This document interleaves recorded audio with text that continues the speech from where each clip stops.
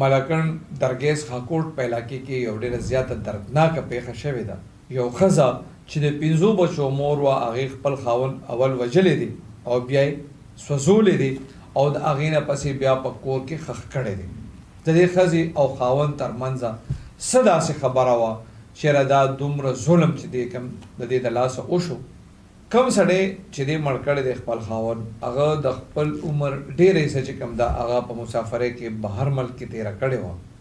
دا قصه چې کوم ده نو دا د یو مسافر د مرګ ده، خو ټولو مسافرو ته د واقع د ډیټیل نه وړاندې ویم چې زړه نه دي ورکوټ کول پکار. د لاس ګوتې چې کوم دي هغه م یو شانتې نه وي، ټولې ښځې م یو شانتې نه وي، ټول سړي م یو شانتې نه وي، خو احتیاط کول پکار دي. خپل لایف کې ډېر زیات احتیاط چې کوم دی هغه کول پکار دي. دا زه چې کومه دا وقوعه ده دې ته تاسو ته ټول ډیټیل در کوم چې د ښځې د چا په مدد سره دا خپل خاوند مړ کړ، ولې مړ کړ، بیا ښخ څنګه کو، بیا پولیس ته څنګه پته ولګېده، دا ښځه بیا څنګه ګرفتاره شوه، دا ټول تفصیل در کوم. د سخاکوټ ایس ایچ او دی هلته ورته پوسټ کمانډر وایي سیف الرحمن خان.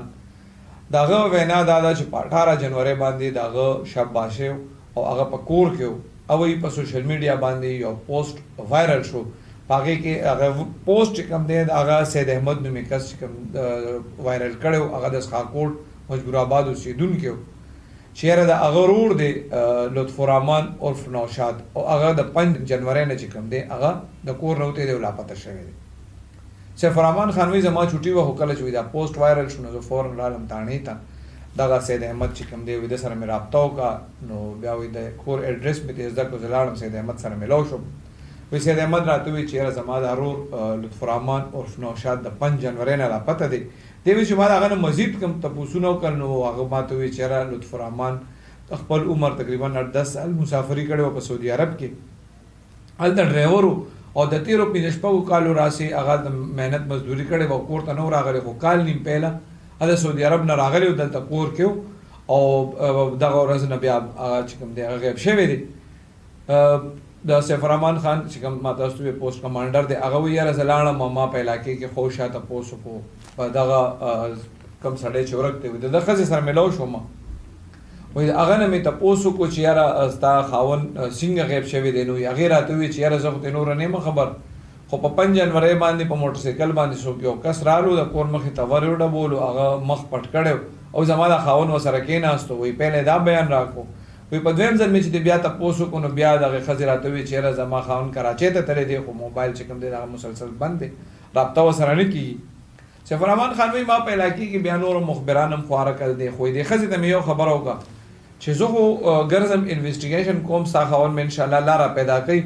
خو تا سره مې یو ځل بیا مطلب دا دی چې تفتیش پاتې دی، زه به تا بیا یو ځل تاڼې ته بوځم او تفتیش به درنه کوم. بس وایي دا خبره مې وکړه. بیا مې خپل تفتیش چې کوم دی هغه شروع کړو په علاقې کې. مو چې کله بیا زه دغسې کې علاقې سره یو خوړ دی، وایي پولیس مې خواره کړې وي، هلته پته ولګېده چې یاره دا کوم سړی ورک دی دا لطف الرحمن، نو د ده سړی جامې چې کوم دی هغه په دغه خوړ کې چا غورځولې وي. نو بیا مې د دې ښځې نه ورته تپوس وکړو چې دا سړی وي نو بس دا ځکه مو غورځولې وي. خو دی وایي زه په دې ښځه باندې د پیله ورځ نه شکي وم. دی وایي چې کله بیا ما د دې ښځې نه تفتیش پوره کړو نو بیا مې د دې دغه نه تپوس وکړو د دې کوم کس چې ورک شوی د لطف الرحمن د ورور سید احمد نه. وایي سید احمد راته وایي چې یاره په کوم ورځ باندې دی ورکېدو په 5 جنورۍ باندې، نو دا لطف الرحمن وایي ما ولیدو د دې وروڼو کورونه بیل بیل دي.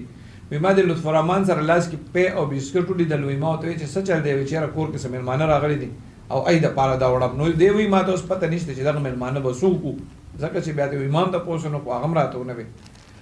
د پولیسو وینا دا ده چې دوی مختلف خطوط باندې خو تفتیش شروع کړی او د ښځې ته دا دمکي مو ورکړی وه چې یاره موږ به تا ګرفتاره وبوځو به دې تاڼې ته تفتیش به درنه کوو، رښتیا حل ووایه. کله چې بیا دوی مزید معلومات کړي دي د دې چې کوم دا سړی ورک و نو د ده 5 بچي دي، 3 لوریانې دي او 2 زامن دي، خو بچي چې کوم دي ښه دي غټ دي. وایي ما د بچو نه تپوس وکړو نو زامنو ویل چې یاره مونږ خو دوکان تېرېږلي وو په دغه ټایم کې، مونږ نه وو چې پلار مونږ تلو نو پلار په کور کې او چې رالو بیا نو دا زامن یې دوکان ته تللي وو او دا لوریانې چې کوم دي دی یو د 6 میاشتو د دې ماشوم ورور دی، هغې وله ورکړی چې یاره دا دم له بوځئ. نو ماشومانو دا بیان ورکړو چې په دغه ټایم باندې چې مونږ پلار هم و چې بیا رالو بیا پلار په کور کې موجود نه و. پولیس وایي چې مونږ مختلف ځایونو کې تفتیش کوو خو په دې ښځه باندې زموږ شک راته.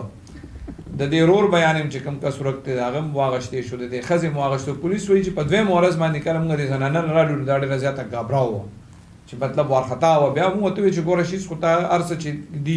خاوند څنګه لا پته شوی دی صفا خبره وکړه چې یاره مطلب دا دی چې موږ ته پته ولګي پولیس وایي دې دوران کې چې کله دی په دې ګیر چاپېره په دې ګاونډ کې هم تپوس وکړو نو دې ته خلکو ووایي چې یاره دا تاسو چې کوم تاریخ یاد وی په 5 جنوري باندې دی په دې کور کې اور بلو او بار لوګي راتلل موږ تپوس وکړو د دې زنانه نه چې دا څه چلو تاسو کار خو سوځېدل نو دی وی چې موږ زړې بسترې سوځولې دي پولیس وی کړه دا خبره چې شوی نو مطلب شک په دې ښځه باندې ډېر زیاتېدو بیا د ښځې نه تپوس کړي تاسو کومې بسترې سوځولې دي نو بیا دا په خپلو خبرو کې وی کړه وړه پولیس وی چې کړه دی بیا مزید تفتیش وکړ نو ښځه چې کوم دا اخره کې مجبور شو چې هغه رښتیا وایي پولیس وی د دې لطف الرحمن عرف نوشاد ښځه چې کله دی بیا انټاروګیټ کانو هغه وی چې او یاره د دې دا خاوند چې کوم دی دا خو دې مړ کړی دی وای موږ پهله یقین نه راته چې ښځې وایي چې دا خاوند موږ مړ کړی دی نو ښه بیا هم څه وکړو دې ښځې ویلي دي چې یاره دې خپل خاوند د خپل رور او د یو بل رشته دار په مدد باندې مړ کړی دی او په کور کې ښخ کړی دی پولیس وایي بیا مطلب دی اطلاع وکړه د ملکنډ چې کوم ډیپټي کمشنر دی محمد فیاض شیرپاو بیا د دغه ځای چې کوم اے سی دی شهباز خان ډبل اے سی دی وحید الله وی ای ته مې اطلاع وکړه چې یاره داسې وقوه ده بیا دی میډیکل ټیم ته ویلي دي او ټول راغلي دي د ښځې په نشاندې باندې بیا د دې په کور کې چې کوم صحن یې کنلې دی نو بیا هغې نه د دې سړي چې کوم دی سوځېدلی لاش چې ډېر زیات خراب شوی و پولیس وایي هغه ترې ریکور شوی دی نو بیا باقاعده ښځه چې کوم د پولیس ګرفتاره کړې ده خو د دې دا رور او د بل رشته دار چې کوم دی دا تر اوسه پورې نه دي ګرفتار پولیس وایي کله چې بیا موږ د زنانه نه تفتیش وکړو چې آخر وجه څه وه چې تا خپل خاوند اول مړ کو او بیا دې ښخ کو نو دې ښځې بیان ورکو چې یاره مطلب دا خاوند زما کله بهر نو دې به زما په دې خاوند به زما په اکاونټ باندې پیسې را لېږلې نو ډېرې زیاتې پیسې را لېږلې وې وایي هر ځل بیا راته وایي چې دا پیسې زه در لېږم خو چې درشم په دې به کورم جوړو او په دې باندې به بیا سره روزګار کوو نو ما به ورته وایي چې ښه وایي چې کله مې دا خاوند رالو او زما اکاونټ یې چک کړو زما په اکاونټ کاډو پیسې وې نه وایي دې خاوند ما سره جګړه جوړه کړه چې یاره پیسې دې څه کې وایي ما ورته چې خو زما رور دی او بل رشته دار مې دی هغوی وایي چې یاره موږ پې د بارګین کار کوو پولیس وایي چې بیا د خاوند مې وګرځېدو نو هغه بیا د بارګین کار هم نه و پیسې هم نه میلاوېدې نو دې خاوند یې بیا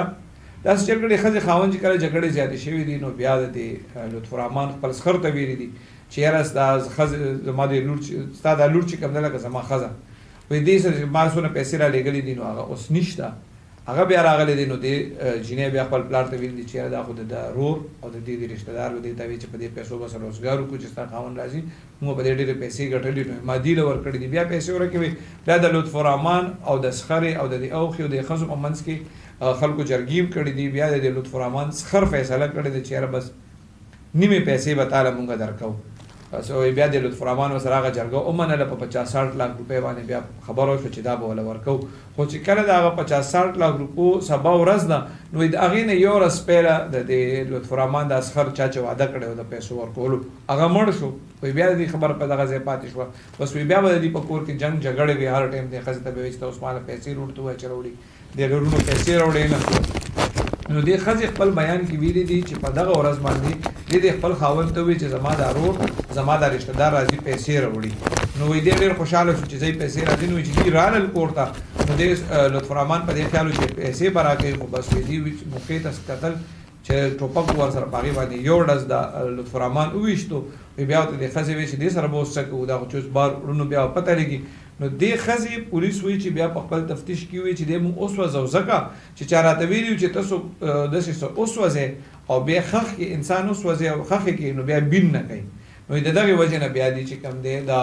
خښ کړی دی او خو دې وایي چې چاته به پته نه لګي دا دونه ورځې پکې تېرې شوې نو پولیس وایي چې دغه ښځې باقاعده خپل جرم هم منلی دی او د جرم اعتراف نه پس هغه بیا چې کوم دی د هغه ځای چې کوم جیل دی هغې ته منتقل شوې ده پولیس وایي د دې جینۍ دا رور او دا ملزم چې کوم دی دا بل رشته دار دا دواړه لا نه دي ګرفتار د هغې د ګرفتارۍ دپاره پولیس چاپې وهلي دي د پوسټ کمانډر سیف الرحمن خان وینا دا ده چې څنګه د مقتول چې کوم دی د سره سخر د کم تاریخ واده کړی و چې په دې باندې به تا ته پیسې میلاویږي نو د هغې نه یو ورځ پهله به امر شوی نو پولیس وایي په دغه باندې هم دي مطلب دا د انویسټیګیشن به کوي چې هغه سړی یاره کم چې د دې ملزمې پلار دی او د پیسو ورکولو واده کړی وه او د هغې نه یو ورځ پهله هغه مړ شو نو پولیس وایي په دغې به هم تفتیش کوو چې یاره هغه سړی واقعي په خپل مرګ مړ دی یا دوی مړ کړی دی نو هغه مرګ چې کوم دی هغه هم د تفتیش یو حصه ده پکې وي ډیټیل خو تاسو واورېدو کوم چې ما د مسافرو خبرو وکړه نو زه پکې بار بار د مسافرو د وضاحت دا خبره ځکه کوم چې لکه مطلب زموږ زیات تر پښتانه یا پاکستانیان به وي چې هغه د مزدوریانو دپاره دلته د حالات دغسې دي نو د بهر تللی دي باید د دې سره نه پریشانه کېږي څنګه چې ما سټارټ کړې تاسو ته ووایي د لاس ګوتې مې یو شانتې نه وي خو لږ احتیاط کول پکاري مطلب هلته تاسو دونه په سخته باندې پیسې وګټئ چې دلته رالیږئ هغه داسې مطلب ښځې له به زیات ذموار څوک وي زه به خو بیا هم لږ ډېر احتیاط کول پکار دي څنګه چې ما تاسو ته ووایي چې دا د 500 بچو مور وه نو پولیس وایي چې د خاوند خو مړ شو دا جیل